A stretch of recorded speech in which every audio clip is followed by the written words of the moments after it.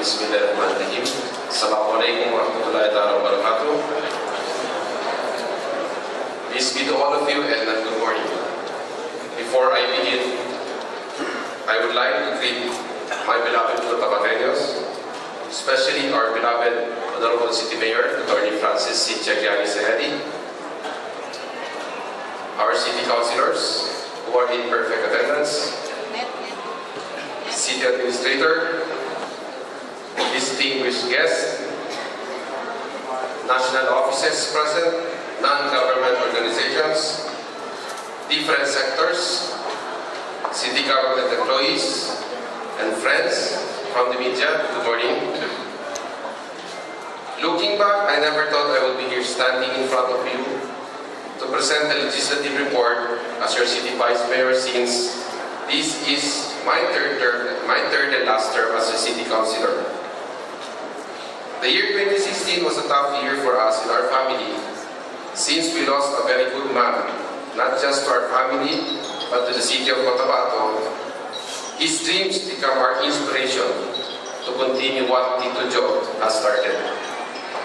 At that time, Mayor Sin, then City Vice Mayor, had already visions and plans on how to incorporate executive and legislative plans for the city. Because of the untimely death of our great Mayor Jojo, and by virtue of the law of succession, I assumed this position. This is my first to attend the State of the City address as your Vice Mayor. Thus, I am pleased and honored to give you our accomplishment for the past years to present.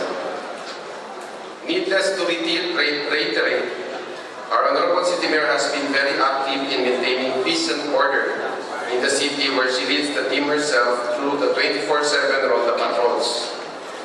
To go up with our city mayor's determination in eliminating crimes in the city, we have institutionalized and recognized the joint LGU-PNP Ronda, aside from the Task Force Cotabato and Civic Action Groups. More than a year has passed, we were able to continue to develop and approve relevant ordinances and resolutions for the benefit of our constituents and inject more progress in the city.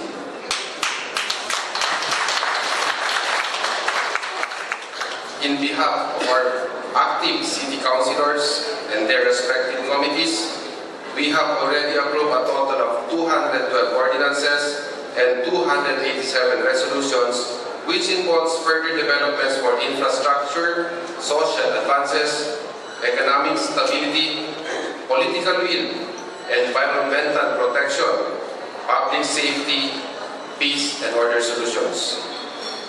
These are broken down into specific classifications where we have prioritized to study and fast-track further developments.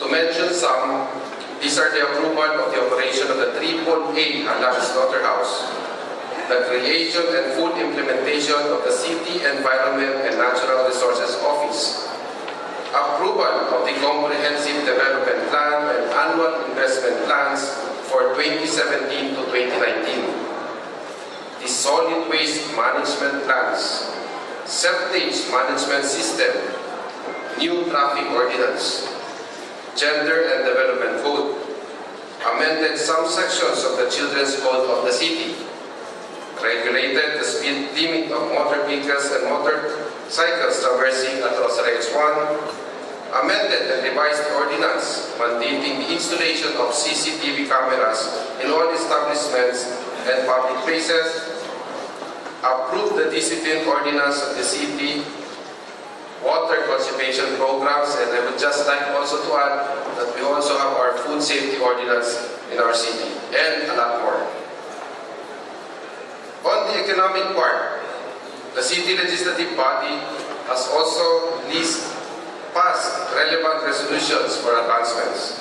To mention some, we have a resolution requesting the Secretary of the Department of Energy, Senate of the Philippines, and the House of Representatives to enact a law that will grant 100% tax incentives for both local and national entities, corporations, or individuals that will provide power generation, particularly in the renewable energy in Mindanao and the whole country for 20 years.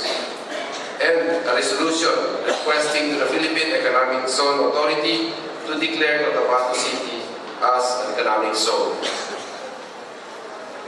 At the time when we are slowly being recognized nationally, challenges took place where we have received threats in line during the Marawi siege, where incidents of terrorism threatened the established resilience of Cotabato. Thus, the city legislative immediately took measures on how to prevent and help our city mayor in protecting our constituents and the entire city. We have immediately passed and approved establishment of additional 4 police stations in Cotabato City, approved the organizing and activation of Task Force Cotabato, endorsed the organization and activation of Special Civilian Active Auxiliary, or also known as the SCAA, a resolution requesting the Supreme Court to designate a special court and appoint a special prosecutor to handle illegal drug cases in Cotabato City and Maguindanao. Another resolution also authorizing our city mayor to enter into a memorandum of agreement with the Philippine Atmospheric Geophysical and Astronomical Services Administration, also known as PAGASA, to establish a flood forecasting and warning center in the city. In line with the social and political advancements, we have also passed resolutions such as establishing a sisterhood relationship between the city of Cotabato and the state of Johor, Malaysia, a sisterhood pact with the municipality of Sultan Kudarat and municipality of Parang, Maguindanao. A resolution requesting the Bureau of Customs to establish a full office in Cotabato City for filing of entry for importation. A resolution requesting the President for the establishment of National Line Agency's satellite offices in Cotabato City. A resolution also requesting supporting the draft administrative order of the Office of the President to return the regional seat of Region 12 to Cotabato City. Apart from those I have mentioned, together with our city mayor, and in partnership with Dr. Tiang, we have conducted the Sagip Tanaw project for our senior citizens in honor of their hard work and aims of service for their family.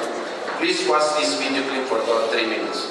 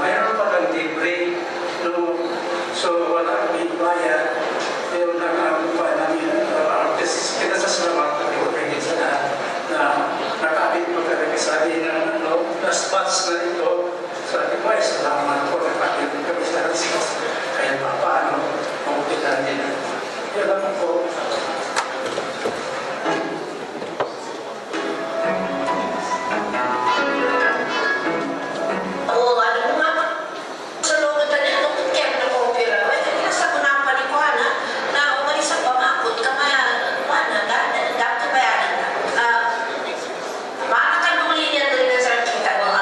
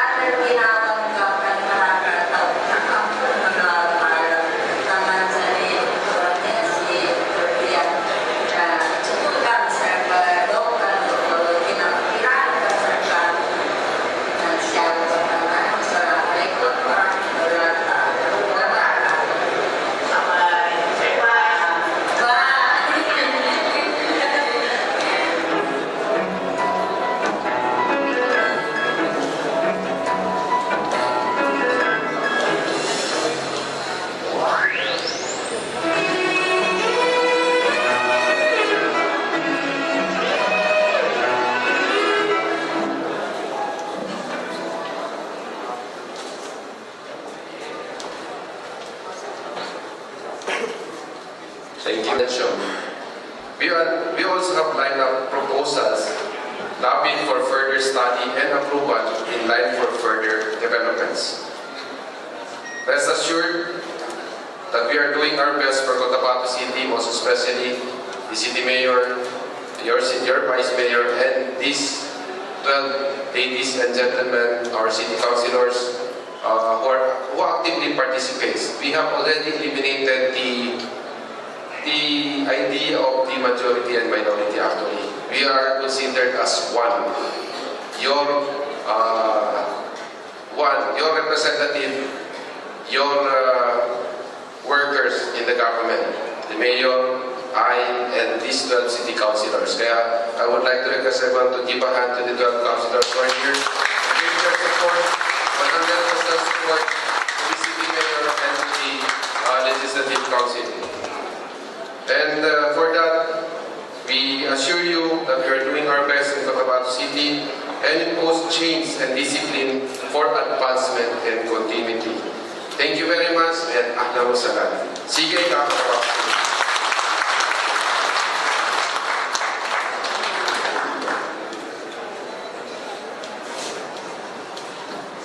Majority Floor Leader. Mr. President, I move the suspension of the rules to accommodate our Honorable City Mayor to deliver her state the city address. The rules of the House is hereby suspended to give way to our City Mayor to deliver her State of the City address.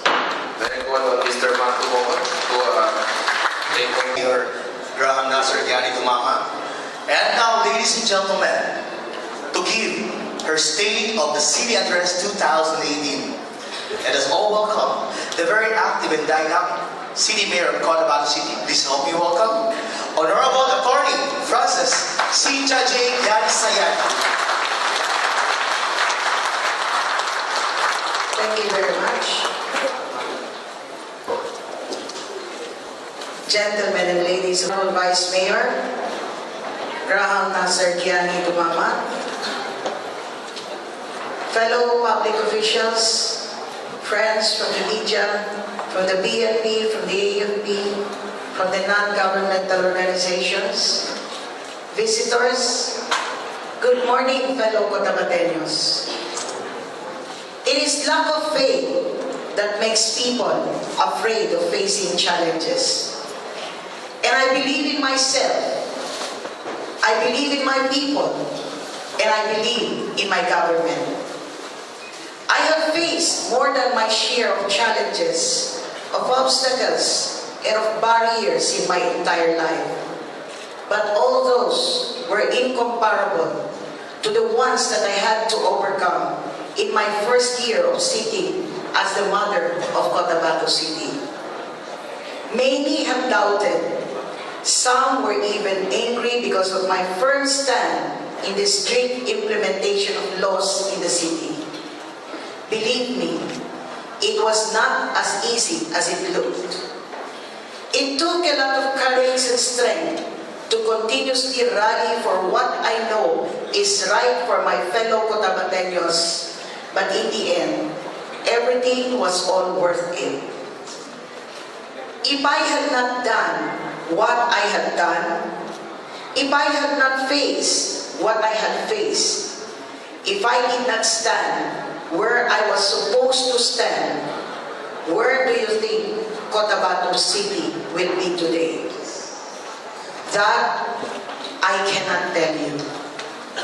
But before I report our current situation in Cotabato City, I would like to request everyone in this room to whisper a simple thank you to the ones who sit beside you. Thank you because all of you here in this hall today, and even those in their homes, played a big part in the success in making Cotabato City peaceful, progressive, and vibrant once again. The year 2017 was indeed a very productive and wonderful year for Cotabato City. We have gone a long way from where we picked up, and have seen dozens of infrastructure improvements, investors coming in, employment rates increasing, and peace and order stability, among others, all of which entail appropriations. Thus, I would like to report to you that the annual budget of the city government of Cotabato for the year 2017 was 872,142,927. This was 14.24% higher than our 2016 annual budget. For this year, our annual budget is 935,815,256. We are optimistic that we will break the 1 billion mark next year. 48.35% of which is for the general public services. 26% is allocated for economic services. 20.59% for health, social services and welfare. 0.05% for disaster risk and management, and 0.2% for aid to the barangays. Also last year, we posted the biggest percentage increase in our income. The 22.79% increase in income last year is the highest in the history of Cotabato City. Real property tax collection rose by 3.47%. Business tax collection increased by 22.52%. The city arcade posted an increased income of 21.48%. The mega market posted an increase of 53.53%. And the biggest increase is the city halal slaughterhouse, both the HON and the halal slaughterhouse, which posted an increase of 122.25%. And because of this, we were also able to increase our budgetary allocation for the Special Education Fund, or the SEP, by more than $500,000, or a total allocation of 12,885,765.33 in 2017. As a result, the DepEd Regional Office 12 accorded the City Government of Cotabato recognition and grateful appreciation for their untiring support and commitment, contributing to the significant improvement of the region's performance in sports, wherein we ranked number 5 from rank number 7 in 2016 in the overall results of the 2017 Palarong Pambansa held in Antique. The influx of investors that we have experienced last year was brought about by the huge improvement in our peace and order situation. As they say, trust is earned, and we should work hard. Our law enforcers have worked hard to secure our city and made us gain the trust of these investors. And for that, I would like to say, maraming salamat dahil karamihan man sa inyo ay hindi taga Cotabato City. Ang pagmamahal na ipinakita ninyo sa aming lungsod ay katulad na rin ng sa isang Cotabateño.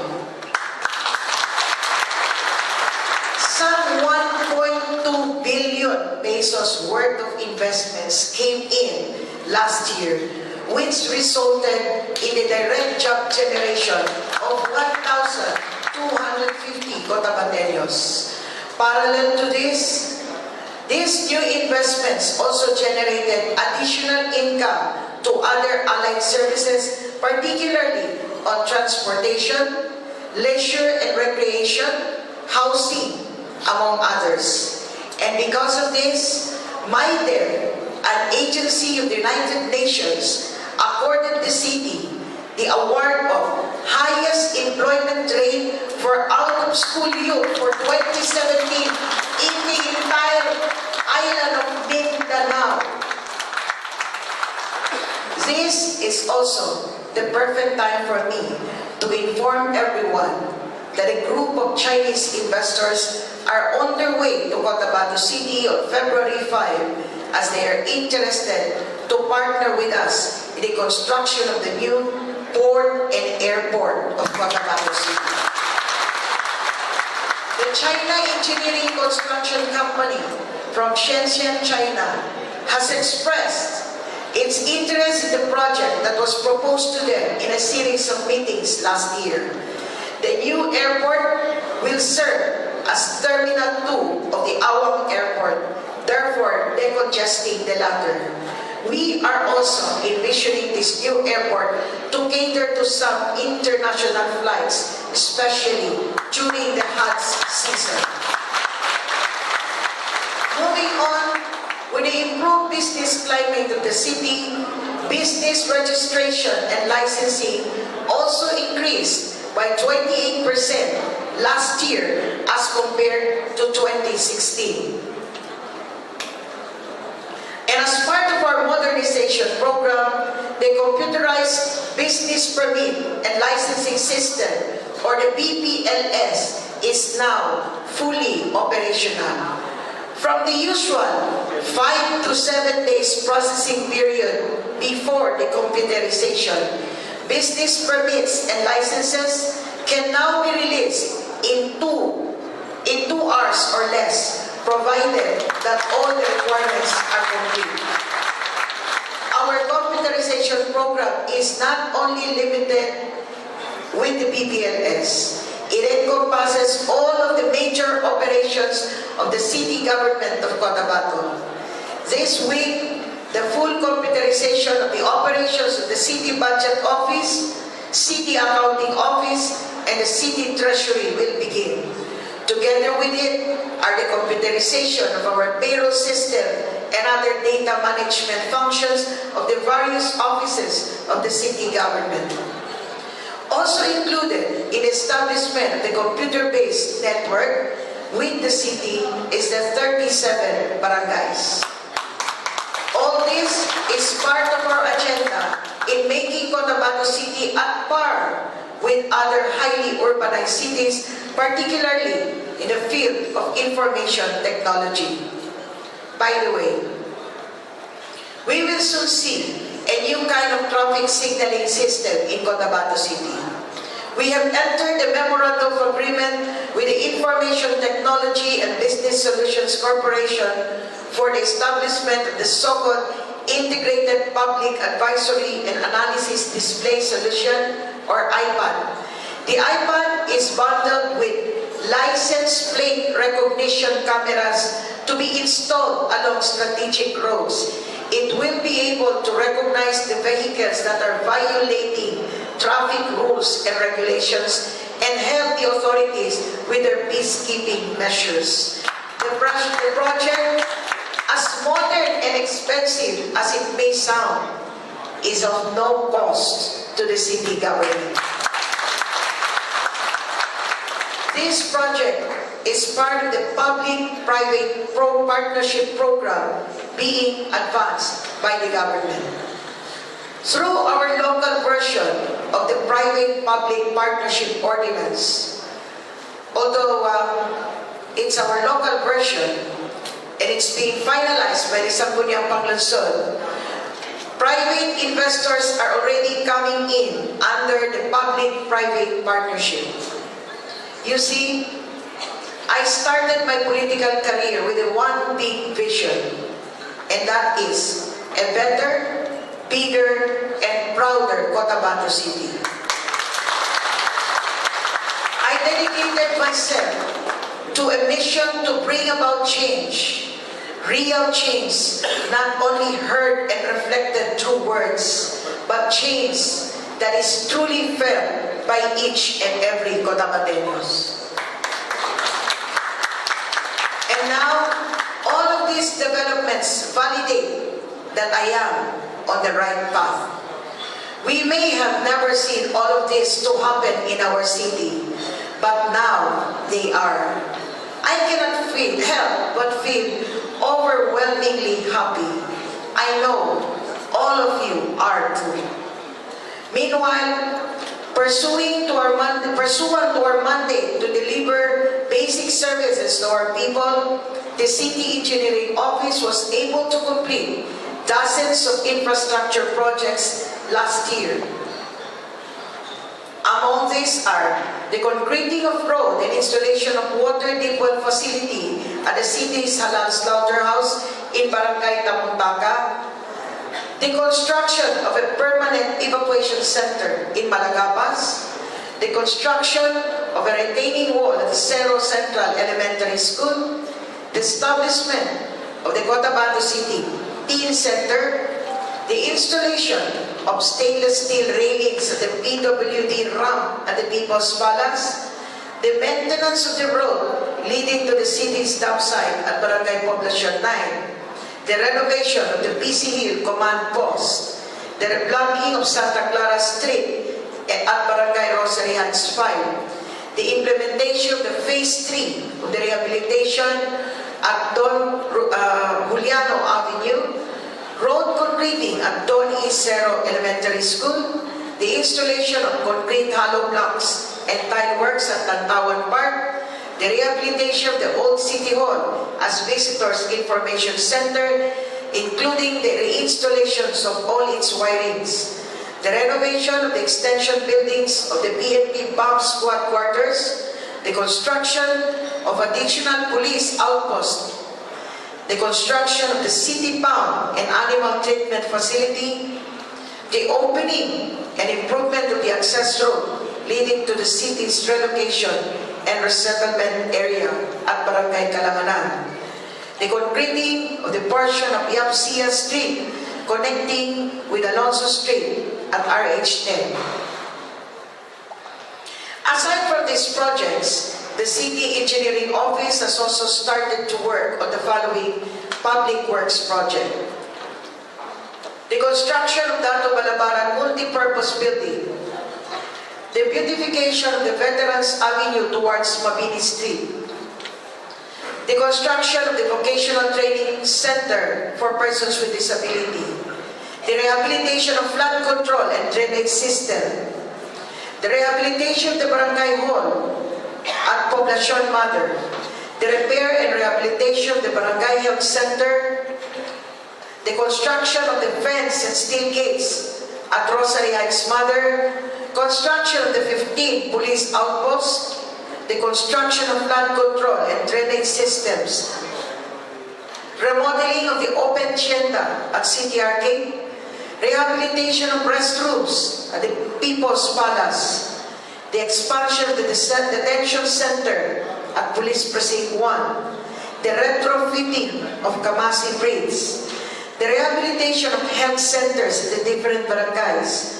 the renovation and improvement of some portions of the Mega Market building, the renovation of the multi-purpose hall at People's Palace, upgrading of the Office of Health Services, construction of the training center for livestock training, butchering and slaughtering, the rehabilitation of the City Plaza, the rehabilitation of the old Malagapas dam site.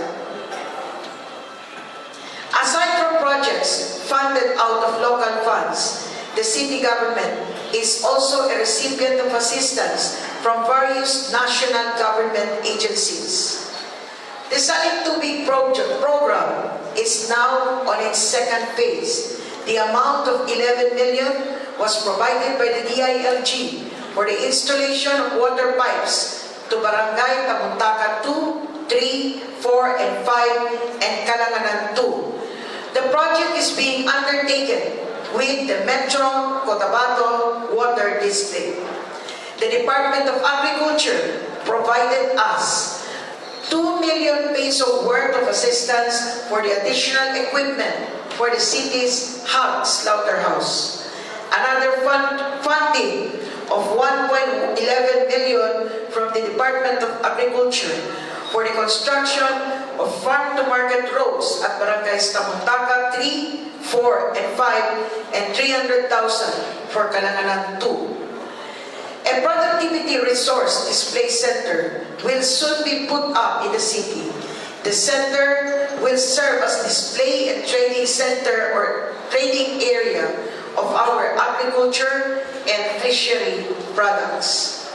Other assistance from the Department of Agriculture includes agri-based projects to ensure the city's food security amounting to 5 million, livestock production project amounting to 2 million, agri-based livelihood projects aimed at promoting agri-based livelihood projects amounting to 2.7 million. Construction of warehouse for agriculture products amounting to 2 million. The establishment of an aquamarine crab hatchery amounting to 3 million. Gulayan sa Barangay project with a funding of 3.2 million. The construction of a feed mill for aquaculture and livestock development amounting to 5 million. To further support our food security program, the Bureau of Fisheries and Aquatic Resources has provided us funding assistance of 500,000 pesos for the procurement of fishing gears for our freshwater fishermen. A new fish landing facility will be put up near the Texing area. The funding of 2 million pesos was provided by BFAR. To sustain our freshwater resources, BFAR provided us 2.3 million for the establishment of a freshwater fish hatchery and another 2 million for the marine culture fish cages. Under the agriculture sector, the Agricultural Services Division of the Office of the City Mayor provided technical assistance to 1,109 farmers, among which is the Organization of Farmers Association. As of December 31, there are 37 farmer associations in the city with a total of 940 farmer members. Rice farmers in barangays Tamuntagan 3, 4, and 5, and other corn farmers were provided with assistance that will help them sustain their livelihood. Under the farm mechanization program of the government, we distributed 2 units of thresher, 5 units of floating tiller, 1 unit of hand tractor, and 1 unit of compact rice mill. Under the National Fisheries and Boat Registration, we were able to register additional 3,143 fisher folks and 748 boats under 3 tons weight capacity were registered. Because of this, the city government has been recognized by BFAR as one of the top 100 local government units out of the more than 1,000 local government units in the country implementing the National Fisher Folks and Boat Registration Program. As an incentive, we were awarded 2 million worth of fishery-based projects. Meanwhile, in our effort to intensify our animal health and disease control program, the Office of Veterinary Services was able to initiate anti-rabies vaccination of some 4,004 dogs. We re-established our city pound after 26 years, where stray animals shall be impounded. It became fully operational last October 16, 2017. Also in just more than 2 months, some 258 stray dogs were impounded. Also last year, we saw the full operation of our AA halal slaughterhouse and newly refurbished HON slaughterhouse. The 2 slaughterhouses provide jobs to the serving residents of Cotabato City, aside from generating additional revenues as economic enterprise and as a training ground for students aspiring as NC2 trained butchers with a scholarship granted by TESDA.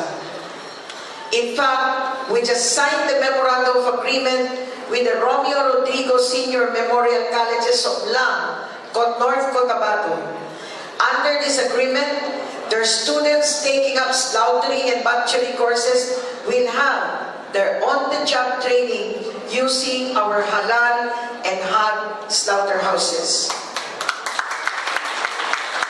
To ensure our halal slaughterhouse to be fully compliant with the international standard and to be reclassified as AAA, the Department of Agriculture, through the Bureau of Animal Industry, has committed to provide funds for the purchase of additional equipment amounting to 2 million pesos and another 3 million for the construction of a chiller room at the halal slaughterhouse. Also at the pipeline is the establishment of a multiplier farm for halal cattle, goat, and native chicken production, and the putting up of a halal poultry dressing plant. All of these efforts are geared towards the realization of our aim to become the first halal hub in the country. And now, let us take a look at the issue of public health in Cotabato City for 2017. The health well-being of Cotabateños remained fairly well in 2017. Mortality rate in all ages recorded a slight increase, but many of the deaths involved are not really from Cotabato, but coming from adjacent provinces of Maguindanao and North Cotabato. It should be noted that the CRMC is located in the city, and Cotabato City remains a host not only to trade, commerce, and recreation, but also in terms of health and provisions of health services and medical interventions, including evacuations during calamities. The same mortality situation occurred among birthing women and children. In general, maternal mortality rate among the residents and direct constituents of Cotabato City recorded a declining trend from 2013 to 2017. Maternal mortality rate in 2013 registered at 1.27 for every 1,000 live births to a high 2.8 in 2015. But this significantly declined to 1.36 in 2016 to only 0.50% in 2017. Although the national objective of below 5% malnutrition prevalence rate among children below 5 years old has not yet been achieved, the city's performance indicates a significantly decreasing trend during the last 5 years from 9% to only 7% in 2017. Meanwhile, in our regular health programs, a total of 4,792 children below age 1 were fully immunized in 2017, reflecting 55.43 accomplishment, which is 5 points higher than the previous year's accomplishment. This improvement is due to the enhanced implementation conducted by the field personnel in 2017, especially the house-to-house campaign. The Office on Health Services also provided free pneumonia immunization vaccines to the residents of Cotabato City.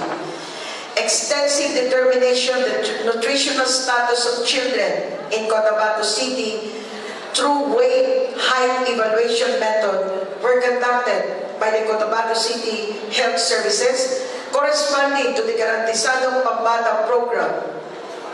The intensive campaign to reduce the incidence of malnutrition garnered very significant results, achieving almost the national objective, which is below 5%. Severe malnutrition from 11% is only 5.6% in Cotabato City now. Interventions for identified malnourished children were done to the community-based management of acute malnutrition, which is jointly handled by the Office of Health Services with the assistance of the city government and the Department of Health. The low percentage of mothers who breastfeed their babies for at least 6 months from birth prompted the OHS to strengthen its campaign program. As a result, breastfeeding practice increased from 29% to 47% in 2017. A total of 5,097 pregnant women were given prenatal care compared to only 4,137 in 2016. This corresponds to 59% accomplishment as compared to 42% during the previous years. Aside from medical checkups, pregnant women were also given iron and vitamin A supplements. One of the major strategies adopted by the OHS is to promote safe motherhood through the Buntis parties, where women gathered together in each barangay and provided lectures, including the delivery of medical services and dental services. And we have already started the Buntis Congress, and we will continuously adopt the said project. Relative to that, there was a significant increase in both facility-based deliveries and skilled birth attendance. From an average of 60%, we now have a total of 92% for 2017. The city government of Cotabato, with the assistance of the Department of Health, has established birthing facilities or centers, 2 of which are now accredited as BEMONGs. The BEMONGs are located in Barangay Poblacion, Mother, and Tamontaka, Mother, and the other birthing facilities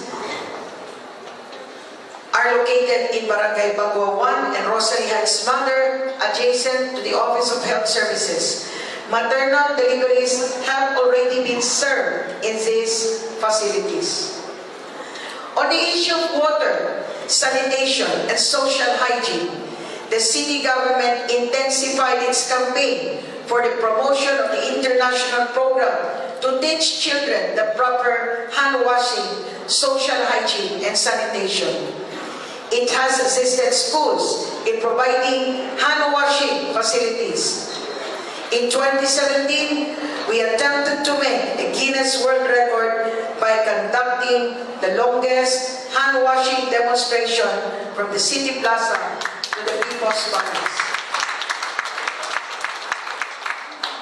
In order to address problems concerning the poor access to sanitary toilets, and in order to protect not only the city's rivers and creeks, but also the underground water tables, the city government tied up with Metro Cotabato Water District in the establishment of the City Septage Management Project by 2018 at the old Malagapas dam site.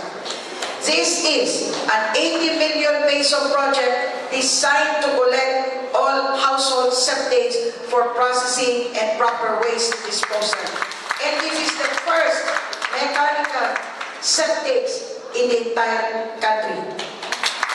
Under the plan, the DPWH, through the National Sewerage and Septage Management Program, will shoulder 50% of the project cost. The remaining 50% will be shared equally by the Water District and the city government.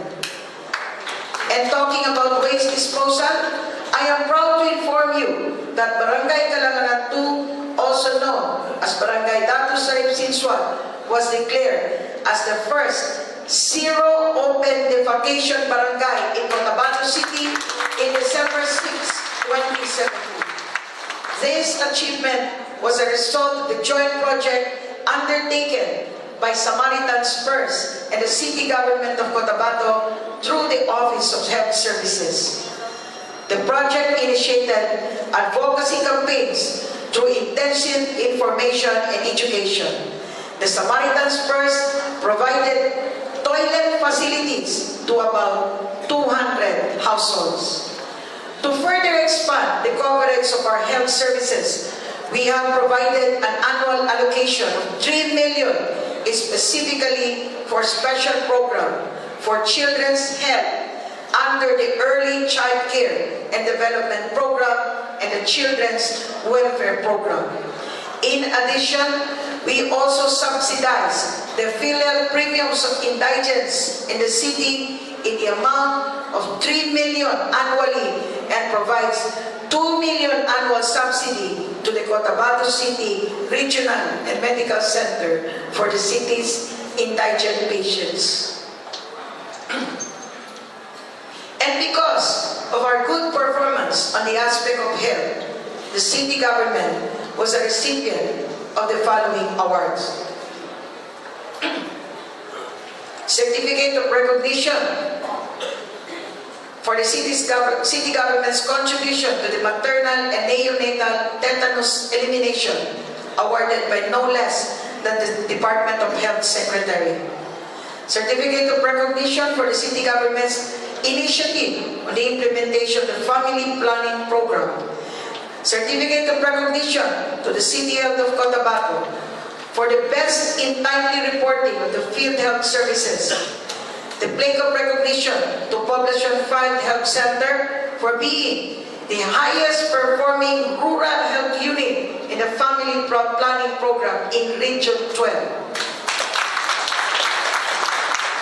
The Regional Sandugot Top Performing Barangay Award to Barangay Poblacion 5. Special recognition to Barangay Captain Norma and their Tagawas for outstanding and sustained support to the voluntary blood donation program.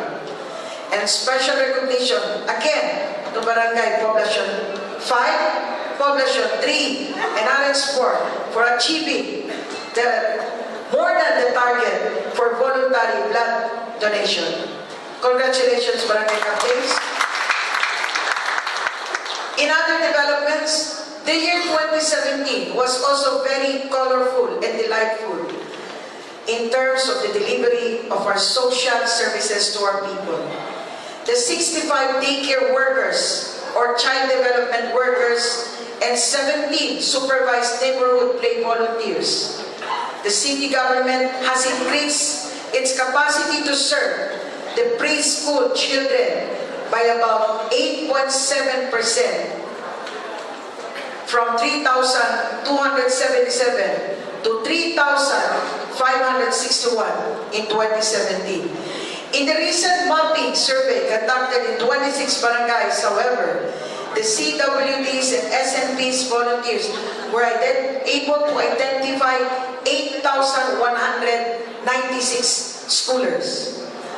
The city government special program for 40 street-based working children under the Millennium Development Goal Family-Based Actions for Cotabato City was initiated this year with the distribution of starter kits to the mothers of the concerned children.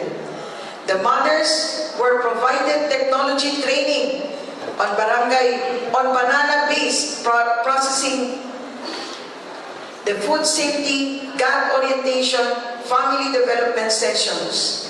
Under the program, the mothers of the street-based children were mapped as initiator of income-generating projects that will stop the children from working in the streets, but instead go to school. As to the facility of the street-based and other disadvantaged children, the SDC, or the Social Development Center, was able to provide services to 254 individuals. The city government also formally opened the Women's Crisis Center.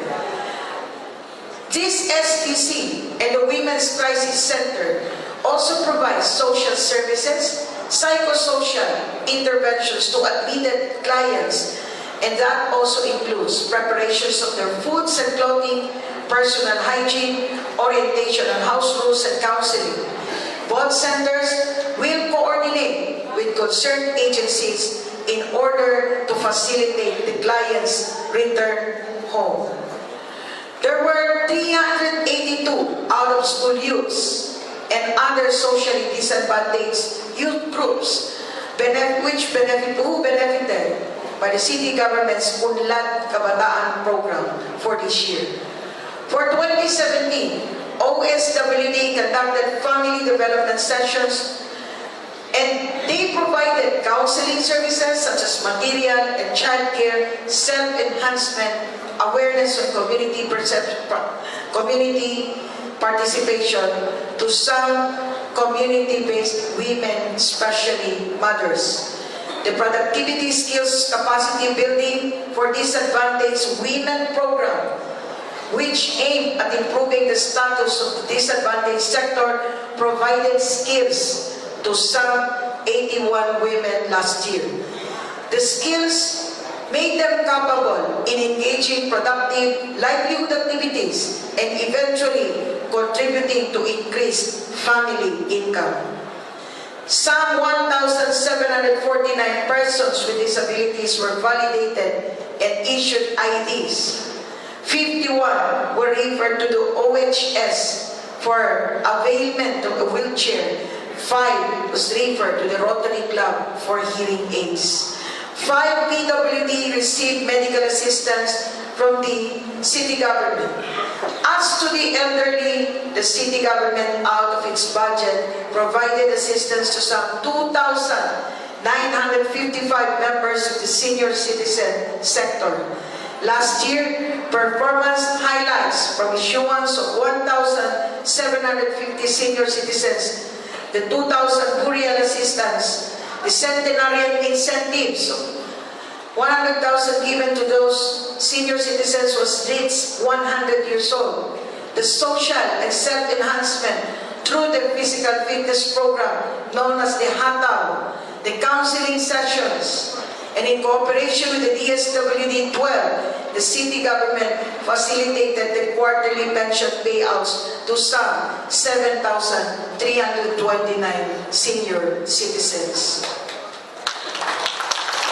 Let us not also forget our indigenous brothers in Cotabato City, because they also form part of the city government. In fact, we have a representative of the indigenous people, the person of Honorable Jean Soilo. We have continuously worked with the people, the indigenous people, and we are also in the process of providing them housing so that they will have about 100 beneficiaries which may be able to avail of the housing program under the city government. We also strengthened our manpower skills development for indigent but deserving students of Cotabato City. We have provided scholarships to these people. Meanwhile, to address the issue of housing and resettlement, we have established a task force on housing and resettlement. Its objective is to develop the capacity of informal settlers to various communities of the city to acquire a decent, affordable housing opportunities with adequate basic services through the collective and yearning neighborhood taking housing interaction and assistance program, or the CYNTHIA housing program. On the aspect of tourism, the City Tourism, Trade and Industry Office continued to live up to its purpose of marketing, branding, promoting, and developing tourism and trade industry in the city. For 2017, it came up with a series of events and activities that have truly boosted the tourism promotion of Cotabato City. As a result, there were 359,018 tourist arrivals in Cotabato City in 2017, an increase of more than 14,000 tourists compared to 2016. There are 250 Cotabateños who have successfully passed and graduated from trainings that the city, tourism, trade and industry have organized, and more than 100 medium-scale establishments have been strengthened through the participation in national, regional, and local expos, trade fairs, among others. Last Friday, we had the groundbreaking for the project which aims to revitalize PC Hill, particularly the area of which facing Sinswat Avenue. It is dubbed as the COTABATO project. The project is funded by the Department of Tourism and will involve the painting of the roofing and facade of the houses in the said area. The painting is of rainbow design with symbols representing Cotabato City, like our crabs, gongs, ginakit, and also included in the project is the putting up of a viewing deck at the flyover at Rosary Heights 2. The project has an implementation program period of 3 months and is expected to be completed before we mark our 59th araw ng Cotabato. Our Cotabato City Tourism Promotion Board is our partner in promoting the project and inviting more tourists to come and visit Cotabato City. Another major tourism project to be implemented this year is the beautification and improvement of the Cotabato Cave. This has an appropriation of 1 million in our budget for this year. And now, let us take a look at our accomplishments on the aspect of law enforcement, peace and order, and security last year. On our law enforcement, we also take care of the needs of our inmates at the city jail. Even though they are in jail, they are also humans like us who need attention and care. We appropriated funds to augment the budget of the Bureau of Jail Management and Penology in the rehabilitation and furbishing of the city jail. Aside from that, we also provided the BJMP some vital communication equipment, including rechargeable lights. The inmates were also given a taste of some foods and other necessities. By the way, the BJMP last week sent their technical team to survey and evaluate the proposed site which the city government has allocated for the construction of a new Cotabato City Jail. The site is at the government-owned property at Malagapas. Now, on the issue of peace and order. It is noteworthy that despite the volatile situation in other provinces surrounding Cotabato City, there have been no reported threats posed by any criminal elements on the peace and stability of the city. The consistent and effective implementation of the different countermeasures on security, such as the Ronda Patrol, played a very important role in the prevention of crime and deterrence against possible terroristic acts. As a matter of fact, the PNP Regional Office 12 has recognized that our Ronda Patrol is a very effective anti-crime mechanism and has been identified as one of the best practices of our city and our local law enforcers. Hindi po lingid sa kaalaman ng lahat na ako mismo ang sumasama sa ating mga law enforcers sa tuwing magkakaroon ng ronda tuwing gabi. Marami po ang nagtatanong kung paano ko nagagawang itaya ang aking kaligtasan. Ito lamang po ang aking isasagot. Mas gugustuhin ko po, lagi akong puyat at kung minsan ay naitataya ko na ang aking buhay, masiguro lamang na ang aking kapwa Cotabateños ay nakakatulog ng mahimbing sa kanilang tahanan at kampante dahil alam ko ligtas sila. This responsibility is no joke, but as long as I know that I have your love and support, that is enough to motivate me to become better and to do what I have to do for Cotabato City. In view of this, the PNP Regional Office 12 will be adopting our Ronda Patrol as a template for our other local government units in Region 12. And because of our initiative to create the Ronda Patrol team that has been successful in all its operations, yours truly has been invited by the Regional Director of the Pro 12 to be part of the Regional Advisory Council as one of its members. It is both an honor and a privilege to be part of a team that serves as a voice of the whole region and be recognized as a role model to my fellow local chief executives. Anyway, the regular random patrol of the Joint Task Force Cotabato and the Cotabato City Police, to include the strict implementation of our policy, greatly enhance the safety and security of our city.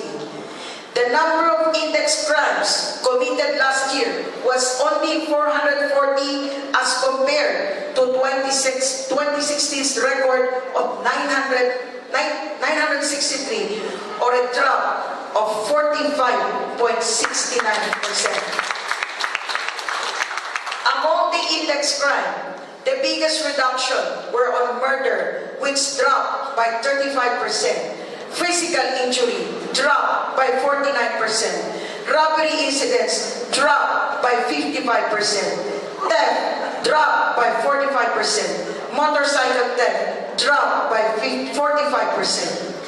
In the campaign against illegal drugs, the Cotabato City Police conducted a total of 12 anti-illegal drug operations, resulting to the arrest of several persons. The biggest drug seizure was made in December along Mabini Street, wherein a total amount seized from him was a sum 2.1 million worth of shabu and nearly 1 kilogram of marijuana. Meanwhile, records from the PNP Pro 12 show that among the 5 major police offices in our region, our very own Cotabato City Police posted the biggest drop in the number both in the index and non-index crime last year. The Cotabato City Police posted a high 46% decrease. Coming in second to us is Sultan Kudarat Police Office with 23%, or just half of what we have accomplished. General Santos posted the lowest crime reduction of only 2%. In simple words, Cotabato City is the safest place in Region 12. Ang sarap pakinggan, di ba? Indeed, peace and order stability is a very important factor in the performance of our duties and responsibilities to our constituents. And it also assures the accomplishments of our programs and projects for our people. This is the reason why we will be putting up in a couple of months the city's command center. The command center will manage and oversee the security operations in the city. It will also be the central coordinating center of all law enforcement units in the city, including our city disaster risk and reduction management and the public safety office. The center, which will be situated at the back of the People's Palace, will be manned 24/7. The creation of Task Force Cotabato is something that we all should be thankful for. It augmented the police force in securing the peace and order of the city. And by the way, the training of SCAA will start in March 2018. All these things that we are doing will not only help the present and the next generations of Cotabateños, but also our neighboring localities. As a matter of fact, We now have a sisterhood relationship with the municipalities of Sultan Kudarat and Parang, both in Maguindanao province. Also last year, we forged a sister city relationship with the city of Bandung, Indonesia. We are all aware of the fact that Cotabato City alone could not sustain its growth and development. We have to establish strong ties with our neighboring localities like Parang and Sultan Kudarat, where we source much of our agricultural products. The year 2017 was also a year when a lot of awards poured in for us.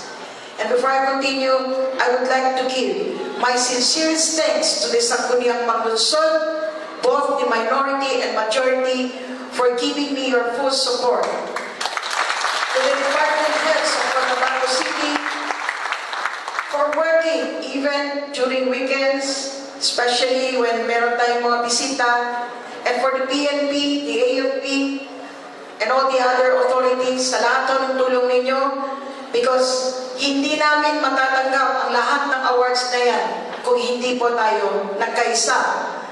The Cotabato City Tourism Promotion Board was awarded by the DOT as the best tourism organization in Region 12.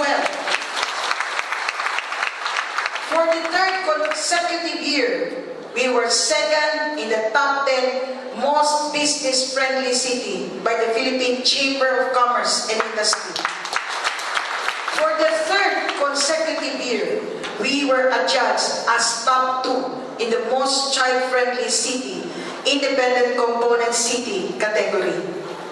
Cotabato City was also declared top 2 in terms of government efficiency under the independent component city category and top 9 in overall ranking in the entire country for most competitive city given by the National Competitiveness Index.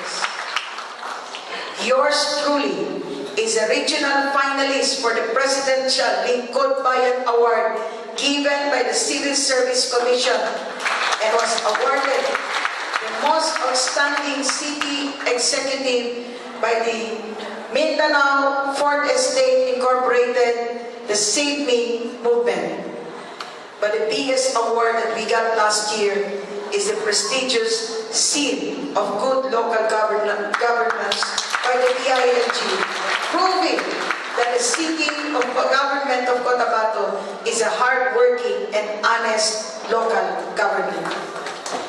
Indeed, year 2017 was a very busy, very productive, very vibrant, and very peaceful year for us. As we start another fiscal year, I would like to reiterate my request to each and every official and employee of the city government of Cotabato, including those of the barangays. Let us always give our best in the performance of our duties and responsibilities for our people because we all deserve nothing less but the best. I challenge my fellow public servants and every Cotabateño with his quote by the one and only Albert Einstein. Only a life lived in the service of others is worth living. Thank you very much. Thank you very much.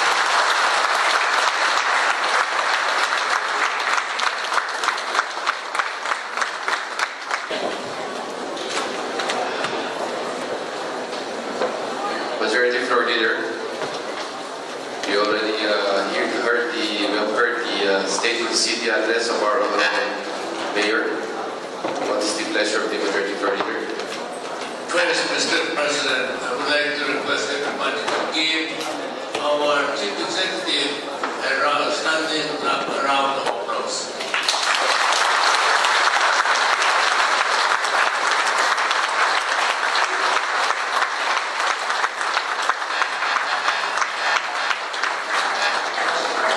Thank you.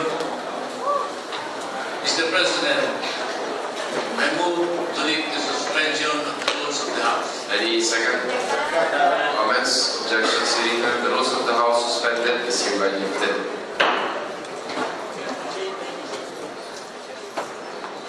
There being no other matters to be taken, Mr. President, I move. Okay, for purposes of entertaining our guests, the session is hereby called for recess.